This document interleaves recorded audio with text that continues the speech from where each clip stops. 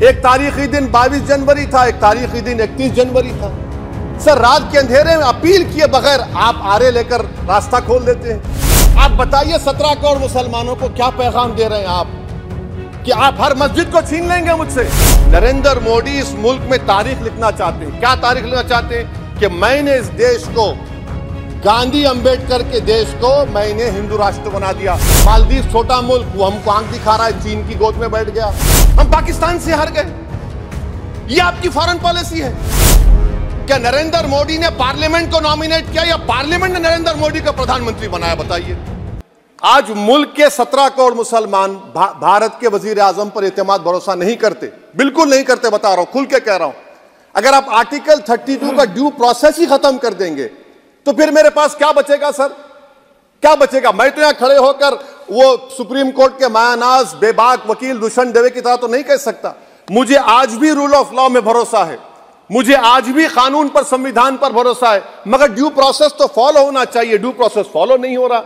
एक तारीखी दिन 22 जनवरी था, एक तारीखी दिन 31 जनवरी था। सर, रात के अंधेरे में अपील किए बगैर आप आरे लेकर रास्ता खोल देते हैं। क्या पैगाम दे रहे हैं सर? 600 साल की मेहरौली की मस्जिद को बगैर को नोटिस दिए आपने डिमोलिश कर दिया। मैं जिम्मेदारी के साथ कह रहा हूं कि भारत के प्रधानमंत्री और उनकी सरकार भारत के मुसलमानों से उनकी शनाख्त को छीनना चाहते हैं। ख्वाजा अजमेरी के आस्थाने पर चादर बिछाइए, मगर आप जो चादर मुझसे छीनना चाह रहे हैं, मेरी मस्जिद है। आप हर मस्जिद को छीनना चाहते हैं। आप बताइए 17 करोड़ मुसलमानों को क्या पैगाम दे रहे हैं आप कि आप हर मस्जिद को छीन लेंगे मुझसे? फिर मेरा वजूद किस माने रखता है? मेरा शनाख्त क्या माने रखता है? रूल ऑफ लॉ क्या माने? अच्छा, 1991 के प्लेसेस ऑफ वर्शिप एक्ट पर क्यों नहीं बोलते आप लोग? आप उस पर कायम है नहीं है। आप 500 साल की बात करते। मैं आपसे कहता हूं भाई, 500 साल पे मत जाइए, बौद्ध पे जाइए, जैनिज्म पे जाइए, शैविज्म पे जाइए। कहां रुकेंगे? अरे इस देश को आजादी मिली 47 में, संविधान मिला हमको बाबा साहब अंबेडकर का बराबरी का। उससे पहले तो राजा रजवाड़े थे, जमहूरियत नहीं थी, लोकतंत्र नहीं था, मगर आप उसको उस बारे में लेके जाते। अरे 500 साल आगे क्या होगा बताइए? आप किसी एक सिविलाइजेशन, सर अंग्रेजी में किसी ने कहा था, civilization can not be rewritten by hatred, history can not be corrected by demolition. आप ये नहीं कर सकते। और मैं उम्मीद करता हूं कि जब मौर्रिख तारीख लिखेगा, नरेंद्र मोदी इस मुल्क में तारीख लिखना चाहते हैं। क्या तारीख लिखना चाहते हैं? कि मैंने इस देश को, गांधी अंबेडकर के देश को मैंने हिंदू राष्ट्र बना दिया।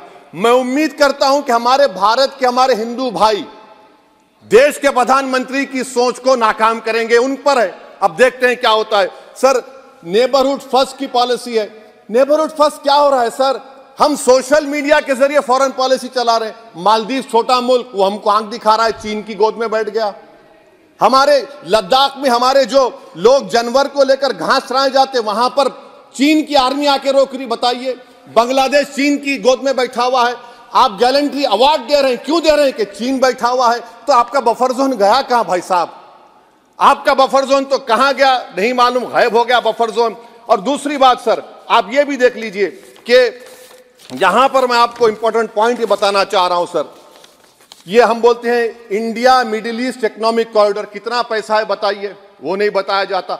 अच्छा सर, सबसे तकलीफ दे बात मेरे लिए है कि भारत ने यूनेस्को का इलेक्शन पाकिस्तान से हार गया। हम पाकिस्तान से हार गए।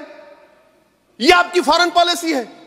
यूनेस्को के इलेक्शन हम पाकिस्तान से हार गए। अच्छा, मामला इजराइल का, फलस्तीन का, गाजा का आया। अक्टूबर में 10,000 लोग मर गए, हमने यूएन में सीज फायर की तायीद नहीं की।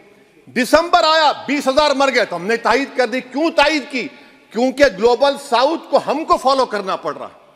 भारत ग्लोबल साउथ को फॉलो कर रहा है। मेरे लिए तकलीफ दे बात है। यह आपकी नाकामी का बहुत बड़ा सबूत है। इसीलिए हम बता रहे हैं कि यह सरकार की बहुत से नाकाम। सर, अलीगढ़ मुस्लिम यूनिवर्सिटी, आखिरी पॉइंट, अलीगढ़ मुस्लिम यूनिवर्सिटी। सर, आप उत्तर प्रदेश से आते हैं। सर, 81 में एक्ट पास हुआ। हमारा लॉ ऑफिसर कोर्ट में कहता है कि मैं पार्लियामेंट के एक्ट को नहीं मानता। कैसे नहीं मानते सर? क्या नरेंद्र मोदी ने पार्लियामेंट को नॉमिनेट किया या पार्लियामेंट ने नरेंद्र मोदी को प्रधानमंत्री बनाया? बताइए। 81 के एक्ट को नहीं मानते। सर, 2 ही तो सेंट्रल यूनिवर्सिटी है मुसलमानों के। 1,80,000 आप ही के सरकार के दौर में मुसलमान हायर एजुकेशन निकल गए। आप अलीगढ़ मुस्लिम से छीनना चाह रहे हैं। Theory of separation of powers में एग्जीक्यूटिव हमको डिक्टेट करेगा।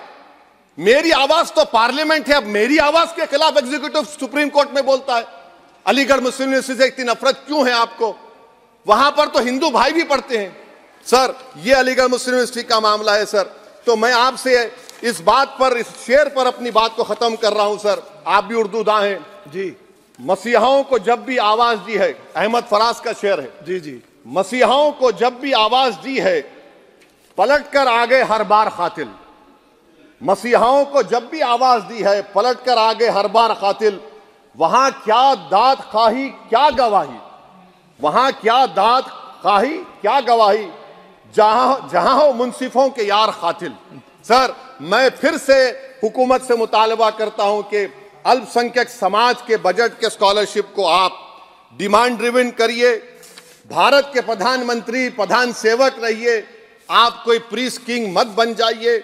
आप जीतेंगे, कौन जीतेंगे देश तय करेगा। मगर याद रखिए, 17 करोड़ मुसलमान आज गम और गुस्से में हैं और इस बात को महसूस कर रहे हैं, इस बात को महसूस कर रहे हैं कि प्रधानमंत्री को हम नोट नहीं दिए मगर हमारा प्रधानमंत्री है। आखिर ये प्रधानमंत्री 17 करोड़ मुसलमानों की उनकी शनाख्त को कैसे मिटा रहे हैं, कैसे उनको आप मार्जिनलाइज कर रहे हैं।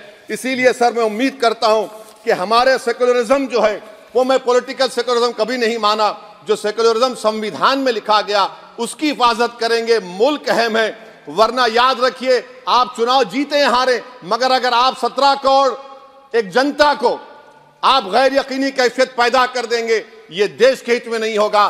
बल्कि हम तो उम्मीद कर रहे हैं कि ड्यू प्रोसेस अदालत फॉलो करेगी। अदालत अगर एक तरफा फैसले करेगी तो गलत होगा। सर, बहुत बहुत शुक्रिया। श्री रामचरण बोरा जी।